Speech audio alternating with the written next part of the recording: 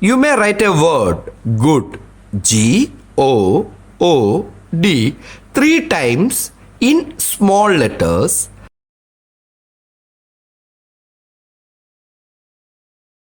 There are many patterns of writing. For an example, some write in print style, some write in cursive style. But if you notice, majority of the people write in mixed handwriting. It is neither print nor cursive.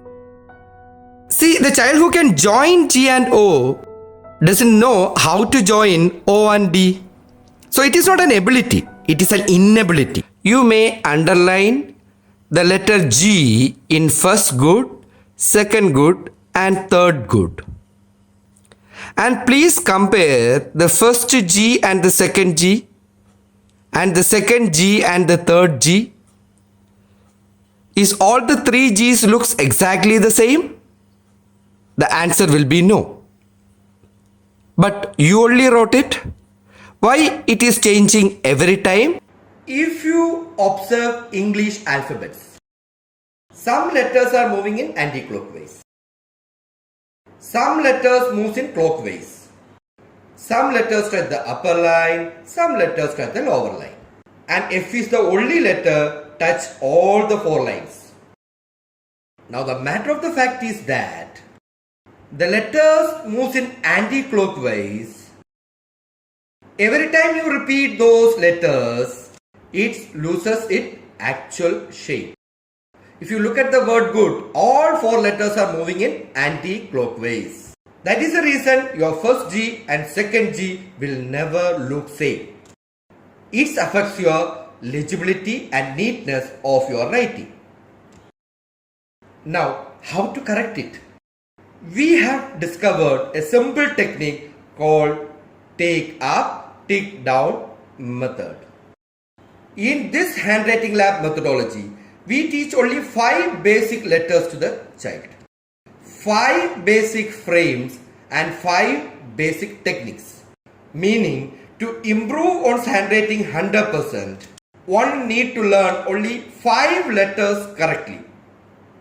And writing should be the last activity. I tell you why. See, we always say handwriting. It's not the hand which is writing.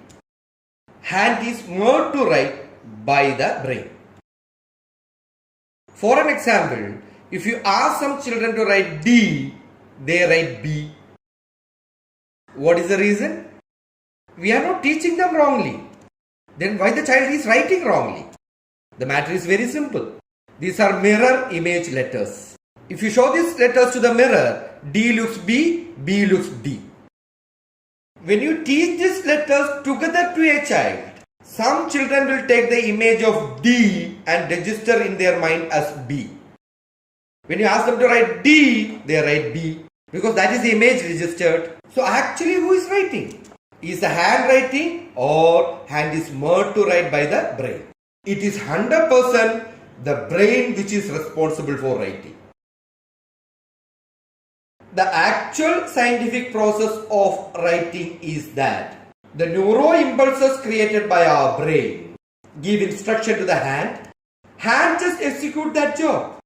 It is not the handwriting, hand is more to write by the brain. So, if you want to improve one's handwriting, so the images in the brain or mind has to be set correctly.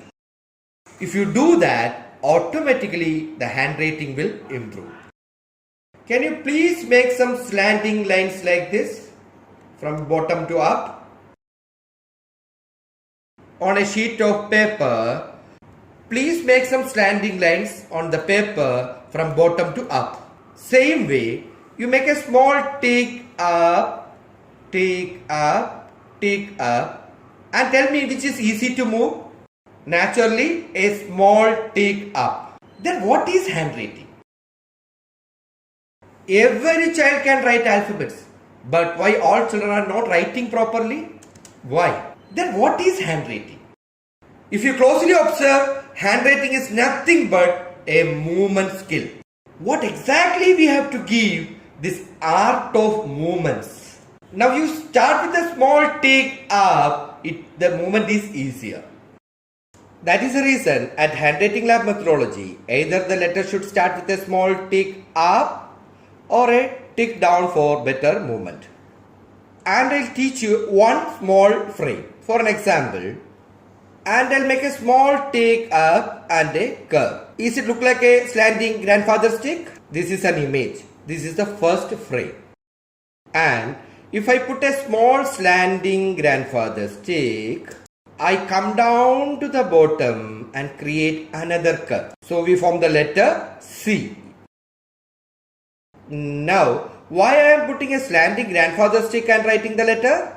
If I write a C without a frame, my next C will be like this. It affects my neatness and legibility. To avoid this, because these letters are moving in anti-clockwise.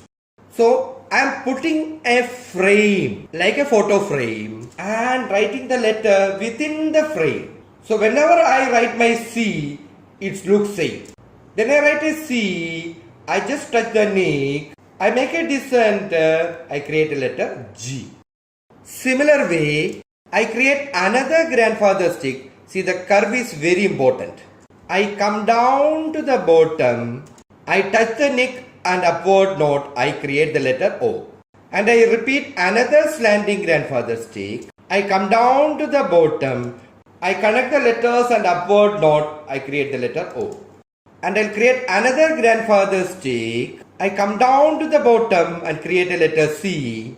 I create an accenter and a tail. I'll create the word good. Now, please make a slanting grandfather stick. Take a sheet of paper and please make a slanting grandfather stick. Create a letter C. Just touch the nick. Make a descender and create the letter G. Please write it. Then create another slanting grandfather stick, come down to the bottom, touch the nick and an upward node, create the letter O. Please repeat one more O, G-O-O. And the last one, make a slanting grandfather stick, come down to the bottom, touch the nick, now make an accenter and a tail, you create the word good. You understood? I am putting a frame first and writing the letter within the frame. So that whenever I write my letters, my formation of letters will be same. Now I tell you another simple example. If I create a slanting grandfather stick, I can create a letter C. If you notice, the same C becomes an A, same C becomes a D, same become a Q, same C become an O, X and E. Meaning, if I correct one slanting grandfather stick, the frame, and a basic letter C, I can correct 8 letters. And we have only 26 letters in English alphabets. Now, we all agree that handwriting is an art. Yes or no? If handwriting is an art, the question here is, if handwriting is an art, why are we writing? Ravi Verma, write a picture or draw a picture. Please understand this very carefully. If handwriting is an art, we should never make the child to write. Because it is an art. They should draw. Let us see whether handwriting is truly an art or not. Just raise your hand like this. Here only your shoulder should move. No other part of your hand should move. Look at the tip of your index finger. Not my index finger, your index finger. Look at the tip of your index finger and draw the frame. Slanting grandfather stick on there. Look at this. I am making a small tick up and a curve. Like a slanting grandfather stick. Now we write the word good in cursive. For example, I am making a small tick up. Look at the curve. This is very important. Tick up and a curve. Come down to the bottom C. Touching the knee. G without lifting. Another curve. O. Another curve. O. And another curve. D. I repeat, I am going to write good in 100% cursive. For an example, I'll create a standing grandfather stick. G, another curve. O, another curve. O, and another curve. D. If you observe on the air, I am not putting no pressure. That is the pressure you should give to the pen, meaning no pressure. So please come to this air tick position, everybody. Look at the tip of your index finger. Make a small tick up and a curve. Come down to the bottom C, touch the neck G. Without lifting your hand, another curve.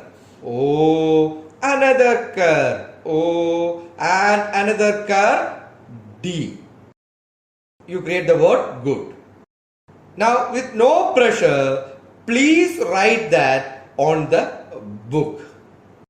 Now once again we repeat the process. Look at the tip. Don't look anywhere other than tip of your index finger. Look at the tip of your index finger.